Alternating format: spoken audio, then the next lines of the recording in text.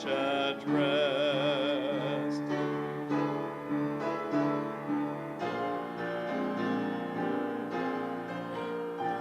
Yet she on earth hath union with God the Three in One, and mystic sweet communion with those whose rest is won. O happy ones and holy, Lord, give us grace that we, like them, the meek and lowly, on high may dwell with thee.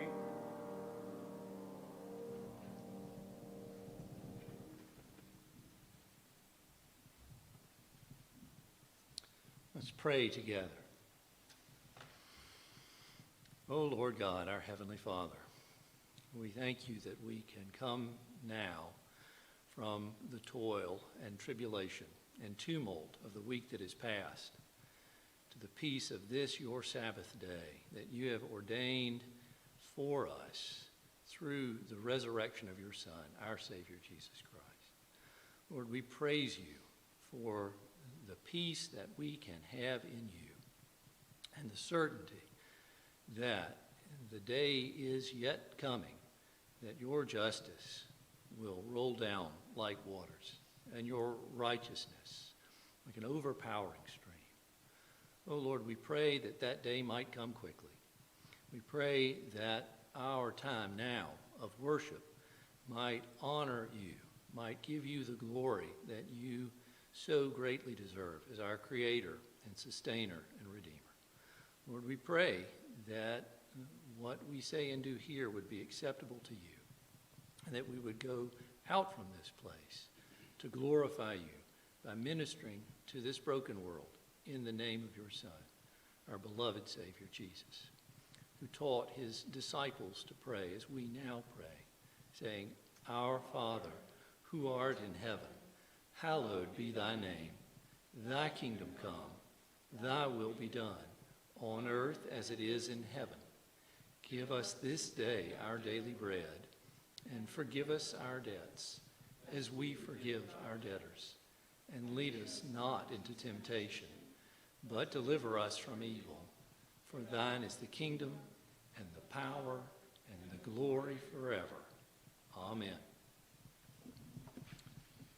The confession of faith this morning is found in the words of the Apostles' Creed. They're printed for you in the bulletin. This very familiar creed of the church, to which we have no specific date of origin, but it is well known and the truth drawn from the Word of God itself. Join with me in reciting it. Christians, what do you believe? I believe in God, the Father Almighty, maker of heaven and earth. I believe in Jesus Christ, his only Son, our Lord, who was conceived by the Holy Spirit and born,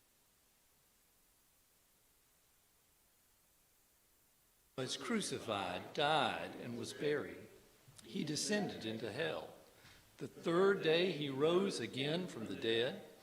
He ascended into heaven and is seated at the right hand of God the Father Almighty. From there he will come to judge the living and the dead. I believe in the Holy Spirit, the Holy Catholic Church, the communion of saints, the forgiveness of sins, the resurrection of the dead, and the life everlasting. Amen. Now it is time for the children's sermon with Mr. Joel Reed.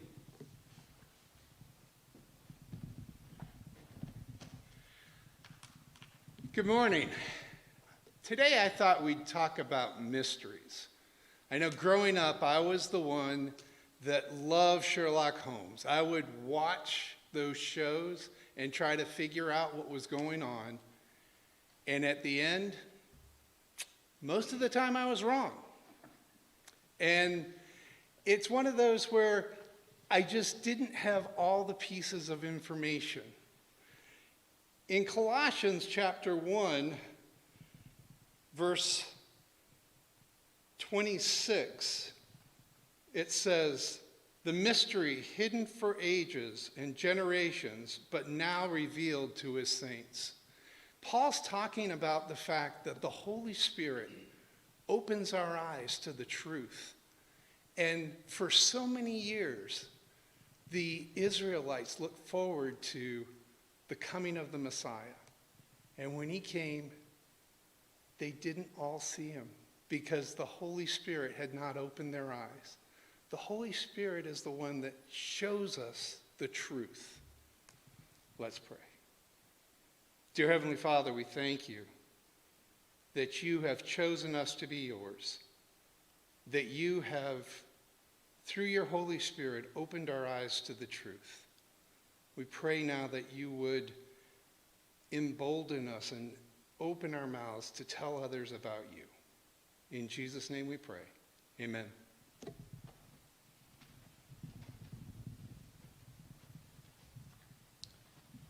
Scripture reading this morning comes from Paul's letter to the church at Ephesus. This is a letter that was written about the same time in Paul's ministry as that to Colossians. And it is very likely that this letter was a circular letter to the churches in Asia, so that the people of Colossae would have heard it as well at the same time, reinforcing Paul's teaching to them. Hear the word of the Lord through the Apostle Paul to the church. This is chapter 1.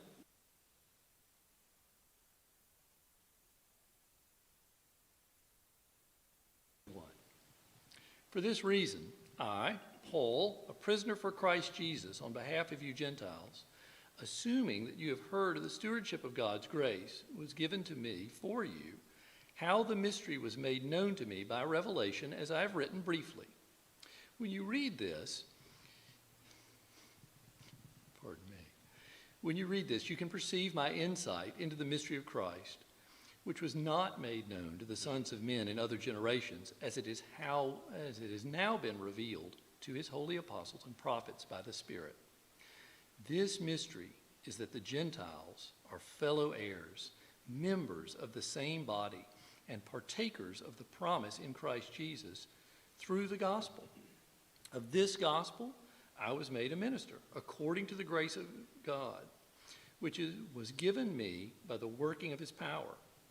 To me, though I am the very least of all the saints, this grace was given, to preach to the Gentiles the unsearchable riches of Christ, and to bring to light for everyone what is the plan of the mystery hidden for ages in God, who created all things, so that through the church the manifold wisdom of God might now be made known to the rulers and authorities in the heavenly places. This was according to the eternal purpose that he has realized in Christ Jesus our Lord, in whom we have boldness and access with confidence through our faith in him. So I ask you not to lose heart over what I'm suffering for you, which is your glory.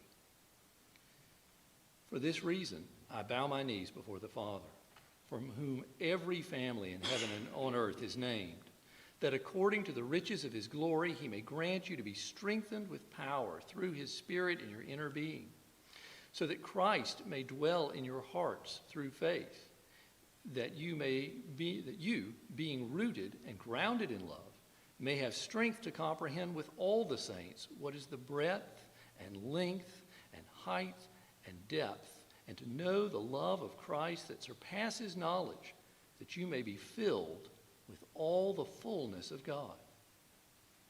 Now to him who is able to do far more abundantly than all that we ask or think, according to the power at work within us, to him be glory in the church and in Christ Jesus throughout all generations, forever and ever. Amen. The word of the Lord.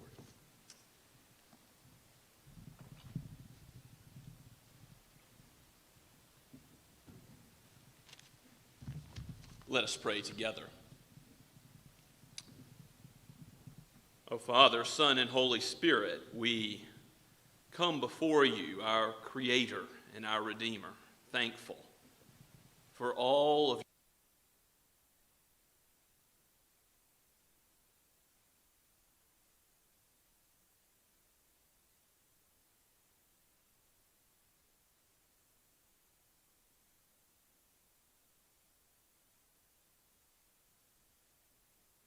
call us your sons and daughters, to forgive our sins and cast them as far as the east is from the west. Oh Lord, if we did not praise you, the rocks would cry out. Indeed, we do look forward to the day when we will be with the angels in heaven and the church triumphant and proclaim your praises and be without sin and see you as you are face to face. When we will behold the lion lying with the lamb, when we will study war no more, when no longer will there be any enmity between man and man, and no enmity between man and God there. We thank you, Father, for this hope we have, this promise, and we humbly ask that you forgive our sin. All of our sins of thought, word, and deed. Erase them, cast them away from your gaze because they were taken on the cross of Christ, because he bore the penalty for us, for all of his children, for all time. Father, bless your church, sanctify your church in your flawless word. Let it do its work in us.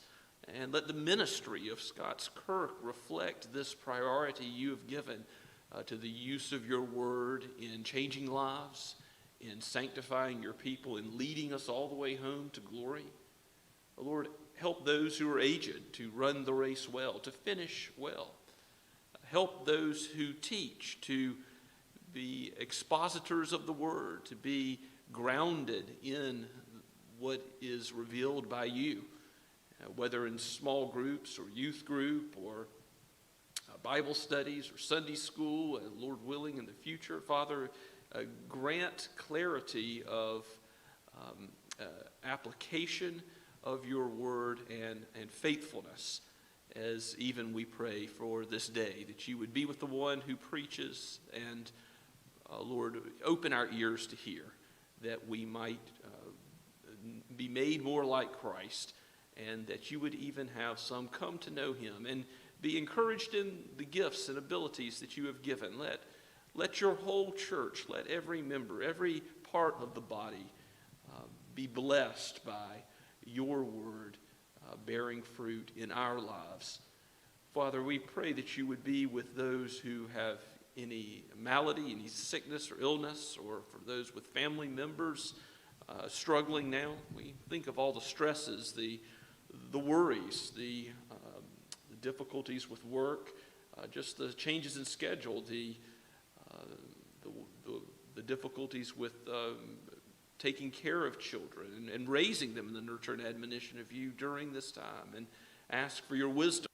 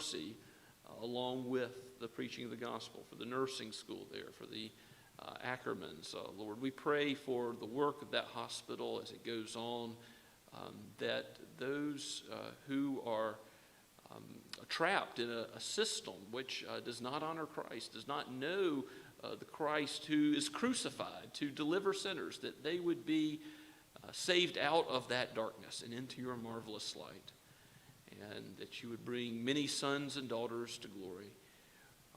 We ask the same, Father, for our own area, that you would grant us revival, grant us a knowledge of our need spiritually in Summerville, and a turning to you. Lord, we ask that you would bless every Bible-believing congregation in our own area, particularly Shem Creek. We pray for them as they have reopened their worship, I believe, today, and ask, Father, that you would bless their congregation similarly. We come before you with a knowledge that there is great need in the Low Country for Bible-believing and Christ-honoring churches, and ask for the opportunity to see more churches planted in the future, so that your name can be heralded and your gospel proclaimed. Father, we ask this all for your glory, not for the glory of any man or denomination, but for Christ himself, he who is our life. Oh Lord, we are in you. You are the vine, we are the branches. Abide with us now. Be present to your people. Though we are scattered, be near to us now, and comfort and encourage and rebuke and correct and train us by your word. For we pray all this in the name of the Lord Jesus Christ. Amen. Please turn with me in your copy of God's word to the book of Colossians once again. So Colossians chapter 1, just looking at verses 24 through 29 this week. Now, you might say that's just a few verses, a short section, but there's quite a lot contained in these few verses. So we've mentioned before that the Apostle Paul is countering false teachers. Well, we don't exactly know all the heresies that they were teaching, but at least one of them is something like Gnosticism, where matter is bad, the soul is good, but the body is evil. And we'll see how asceticism plays into things later in the book. But first of all, we'll see how that false teaching is being countered right here in verse 24 to 29. So let's open God's word and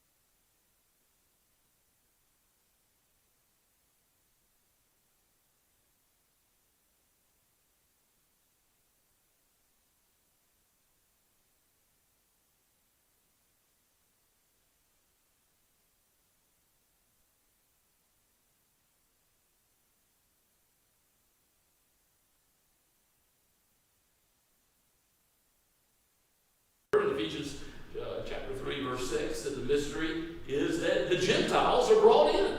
The Gentiles are brought in to be God's people along with the Jews. And of course, that was revealed in Abraham. Abraham was going to be the father of many nations, not just one nation. That was revealed in many ways throughout the Old Testament, but I want you to think back, and maybe you'll turn with me in Exodus to look at just a few places where this really would have not been the standard way to think for God's people throughout the Old Covenant, because there was so much emphasis on God's dwelling with Israel as his people. So if you look at Exodus chapter 13, Exodus 13, verses 20 through 22. Go to a couple of places in Exodus, and I'll read Exodus 13, 20 through 22, 21. And the Lord went before the people of Israel by day in a pillar of cloud to lead them along the way, and by night in a pillar of fire to give them light, that they might travel by day and by night. And the pillar of cloud by day and the pillar of fire by night did not depart from the people. So how could you tell that God was with Israel in the time of him leading them through the wilderness wanderings? Well, you just look, and there's a pillar of fire. There's a pillar of cloud. God's visible presence with his people. Now, what else did God use to visibly represent his presence with Israel? Certainly, the temple, which he gave instructions to Moses concerning. You skip ahead to chapter 25 in Exodus, verse 8, and see something about the temple instructions in this chapter as a whole. But God says, "Let them make me a sanctuary, that I may dwell in their midst." So you see the presence of God indicated in a special way with Israel, with no other nation. And so this is the way that God's revelation is generally, the general flow of redemptive history, what it's generally emphasizing, is this aspect. Go over to chapter 29, verse 12. Exodus 29:12 says that the Lord will dwell with his people. I may have misquoted the chapter there. But go over to Leviticus 26:12. Leviticus 26, the next book of the Pentateuch. And you see that God dwelling with his people is once again the focus of this verse. "I will walk among you and be your God, and you shall be my people." That covenant language is repeated later in Ezekiel. And later you see it even in the book of Revelation. Revelation 21:7. You see how in the new heavens and the new earth, we were just praying concerning this hope we have as Christians, that one day all things will be made right, all tears wiped away. Well, what will it be like in the new heavens and new earth? God will dwell with us. He will be our God, and we will be his people. That covenantal language of relationship with God will be given, again, to all people, to Gentiles and to Jews, to Israelites ethnically, as well as the rest of the known world. This is the great mystery revealed. You can turn to the book of Romans and look at the very end of the book of Romans and see a doxology / benediction there, where the Apostle Paul explains this mystery once again in a way similar to what he says in Ephesians chapter 3. He says, starting at verse 25, Romans 16, "Now to him who is able to strengthen you according to my gospel and the preaching of Jesus Christ, according to the revelation of the mystery that was kept for long ages, but has now been disclosed through the prophetic writings, has been made known to all nations, according to the command of the eternal God, to bring about the obedience of faith to the only wise God, be glory forevermore through Jesus Christ. Amen." So the mystery revealed is something that was present, but now is obvious. Why? The gospel is mushrooming throughout the known world, and the Apostle Paul is laboring, particularly, isn't he, to bring the gospel to the Gentiles. And he says in 1 Corinthians 15, 15 verse 10, that he is what he is by the grace of God. But he has been laboring with the energy of God working in him, and you see that reflected in our text today, back in Colossians, that Paul is given the gift of ministry, not to puff up himself, but for the benefit of others, such as the Colossian church and other Christians, others that come to believe in Christ. And this is a gift of God. It's a stewardship which he's been given, which he's to use for the benefit of others.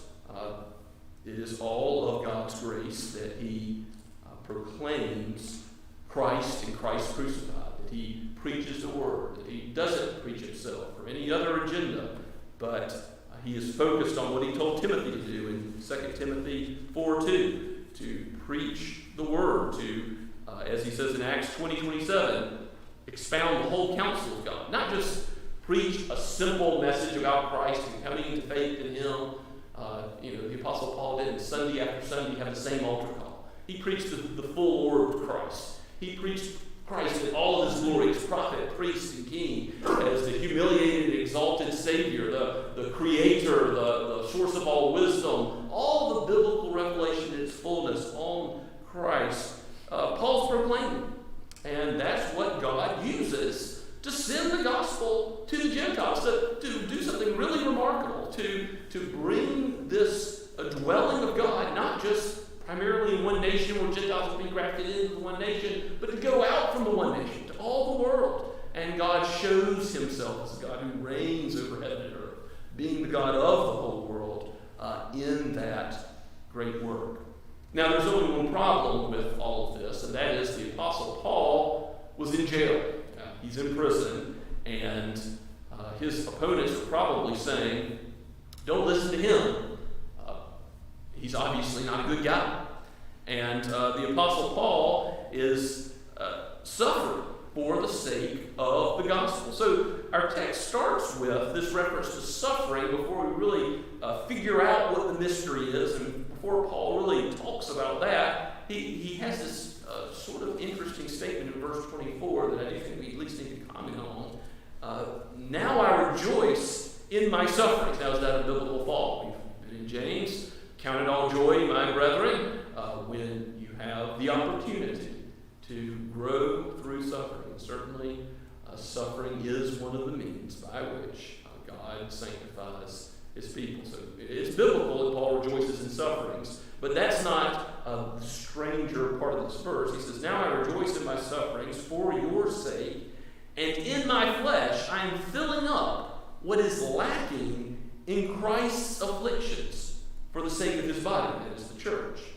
Now, what Paul is definitely not saying is that something in Christ's atonement for all his people was lacking, that something else needed to be added to the work of Christ in order for his blood to secure the forgiveness of sins. No, his blood is completely sufficient and has accomplished the purpose. He bought the price was paid to telestai on the cross for all his people, and that was perfect and complete. So it can't mean that. We have so many scriptures that address the atonement of Christ and its perfection. Interpreting scripture with scripture, we know that can't be what the apostle means. But what does he mean?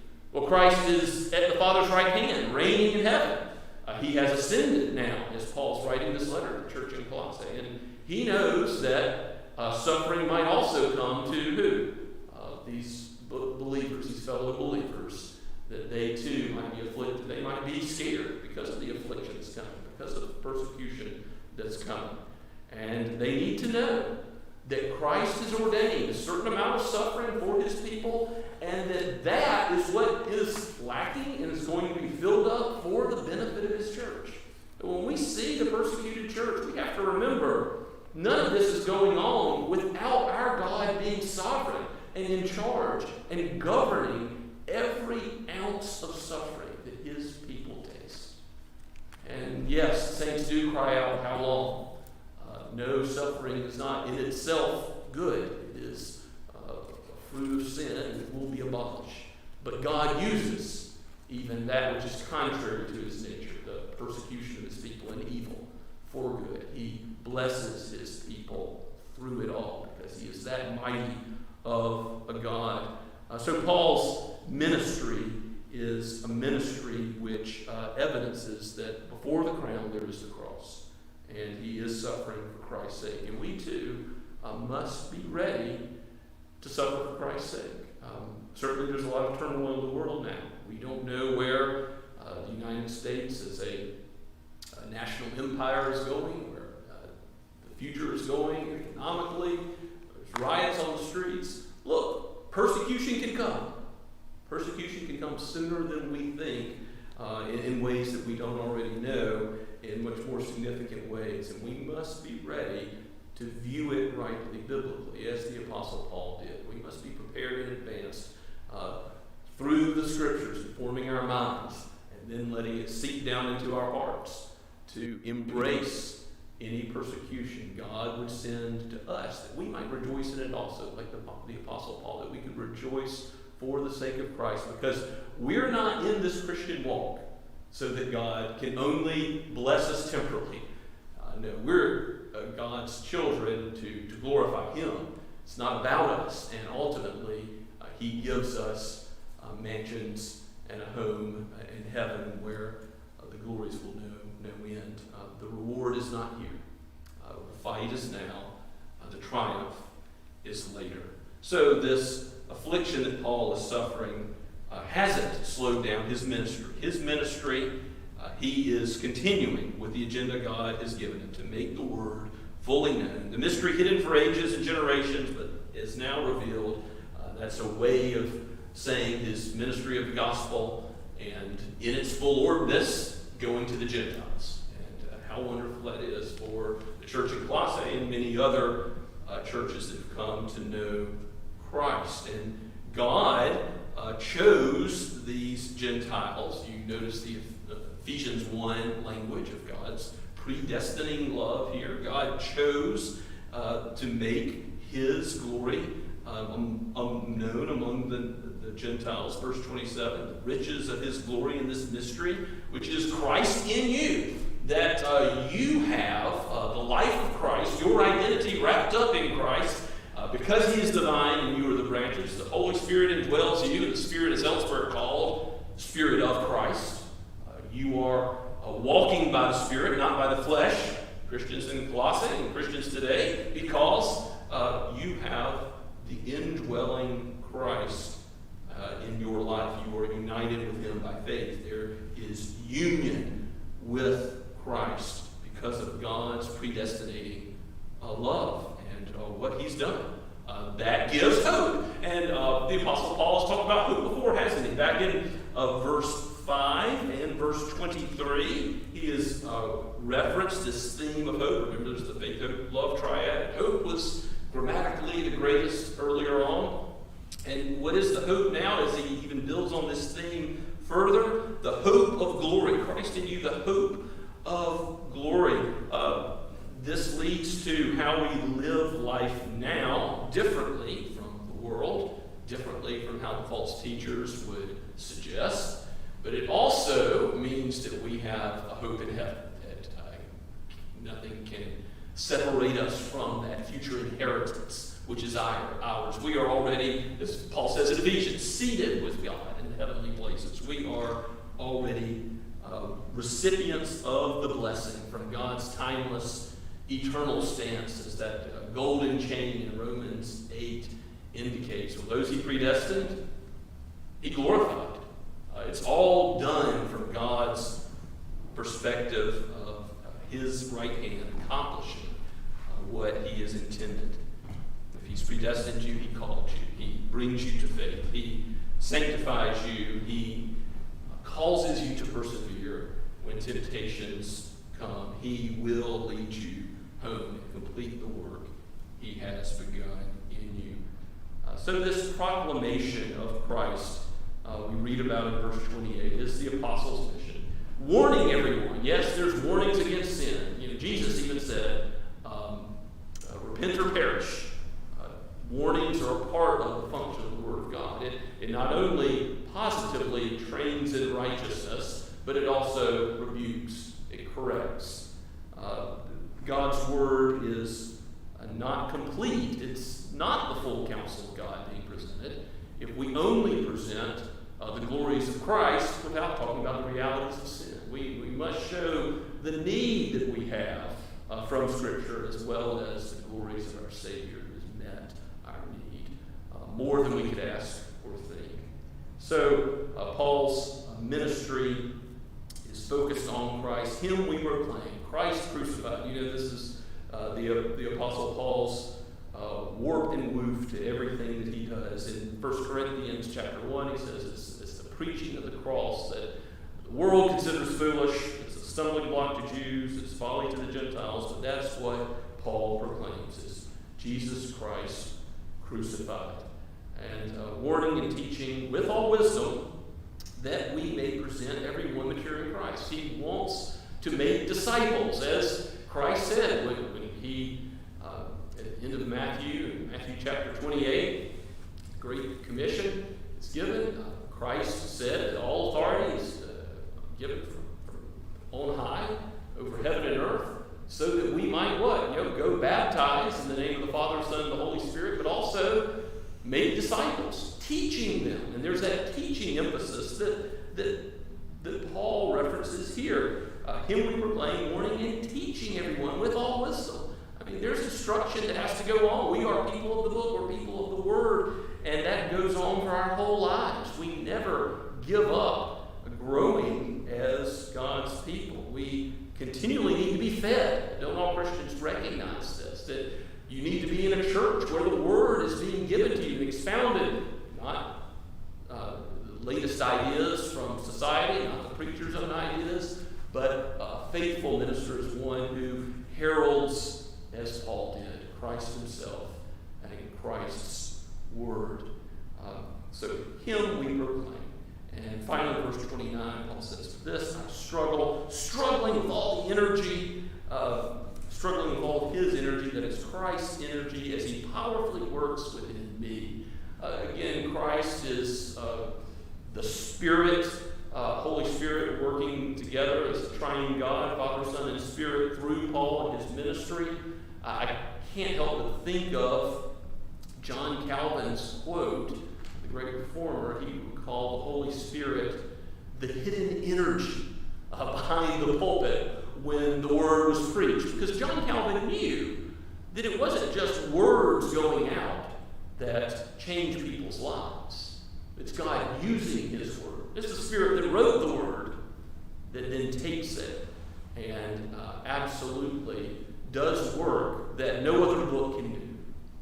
And the Apostle Paul, in highlighting this, reminds me of my own need as a preacher, that I know many of you pray for the ministry of the word, particularly for me, and I thank you for that. I encourage you in that. Pray for your sessions. Pray for your diaconate, pray for those who work behind the scenes, for those involved in other ministries, those who teach, those who lead in any capacity in the church, because we can't afford to get off message. Our agenda is to preach Christ, to lift him up, to herald him. We must be praying for the hierarchies of the denomination that we stay faithful and true always to this agenda and never get sidetracked with anything else. God forbid. May it never be. May God bless Scots Kirk, particularly this congregation, with a ministry that always exalts Christ and never any human philosophy or ideas, politics, or anything else, but Christ in all of his fullness. May his name be proclaimed and preached. And I do also want to say that in this time of,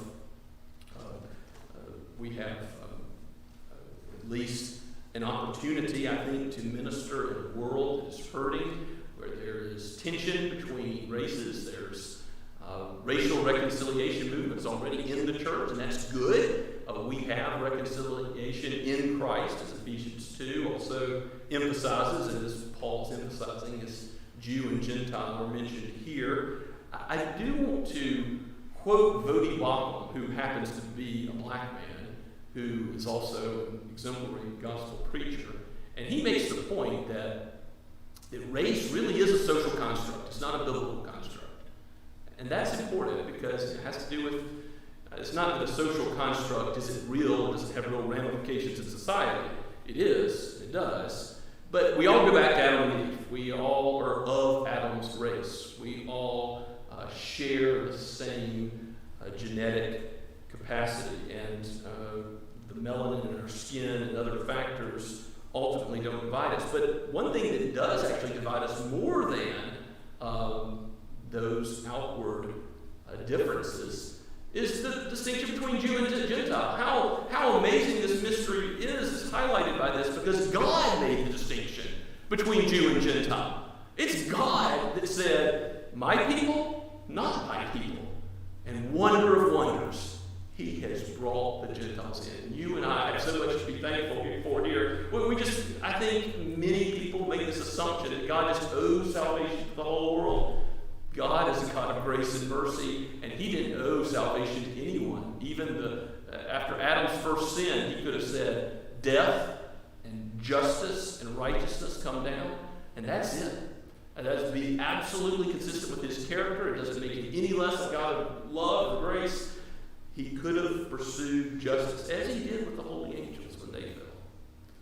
But out of his grace and love, he has given redemption to Israel, and then now revealed, and still revealed, still taking for granted, redemption to the Gentiles. And so, when we're thinking about who we are in Christ, we are reconciled with brothers and sisters of other nations, of other skin colors, other languages, other socioeconomic groups. What we need to know about racial reconciliation is in the Scripture.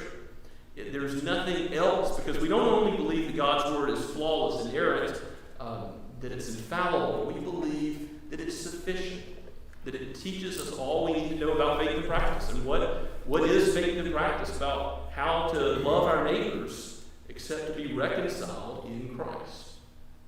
There is no additional homework you need to do, no additional canon of texts. You don't need to read some sociology text. You don't need to have particular accounts related to you to know how to be racially reconciled. It's through Christ. And I mean, to the credit of many Christians, this goes on, doesn't it? I know many Christians who've adopted across racial lines, who've gone to the mission field and ministered to people who are very unlike them. God be praised in those ways. Now, do we have more to do? Yes, we do.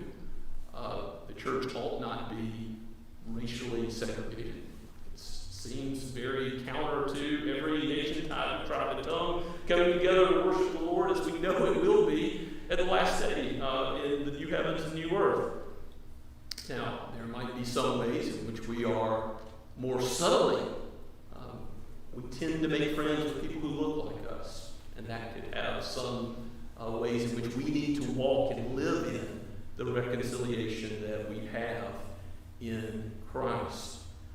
We need to let that fully sink down into our hearts so that we don't show any partiality one way or another. James again teaches us that we're not showing favoritism to one person or another. We're not bringing the gospel to this neighborhood but not to that neighborhood, right, because of any partiality on our part. The Word of God is to be proclaimed, and it's to be proclaimed into all the messiness that sin has caused in society, and to address and yes, listen to our brothers who have different situations and experiences that we do. But we don't need a critical theory. We don't need another text. We need the Word. We need Christ.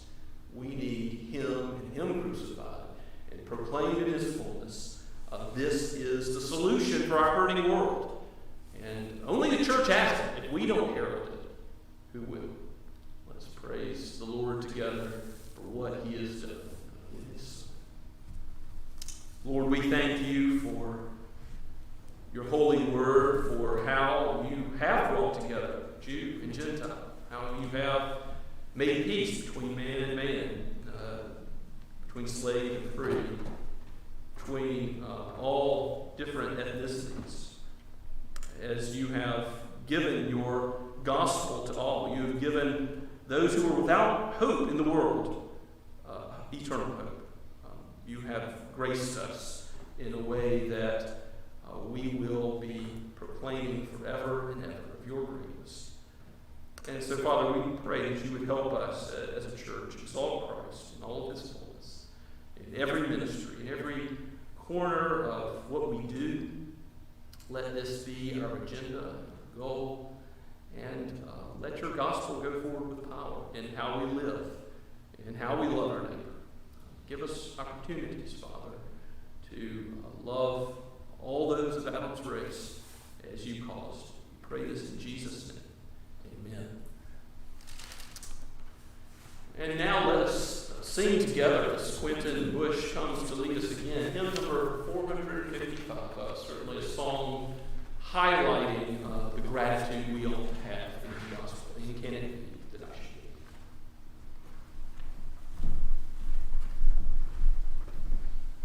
be? Should be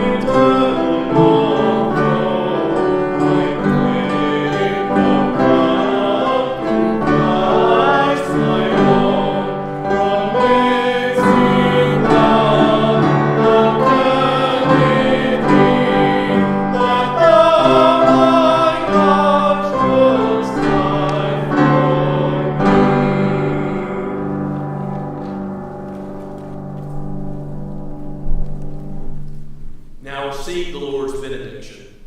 Now to him who is able to strengthen you, according to my gospel and the preaching of Jesus Christ, according to the revelation of the mystery that was kept secret for long ages, but has now been disclosed, and through the prophetic writings has been made known to all the nations, according to the command of the eternal God, to bring about the obedience of faith. To the only wise God be glory forever, through Jesus Christ. Amen and amen.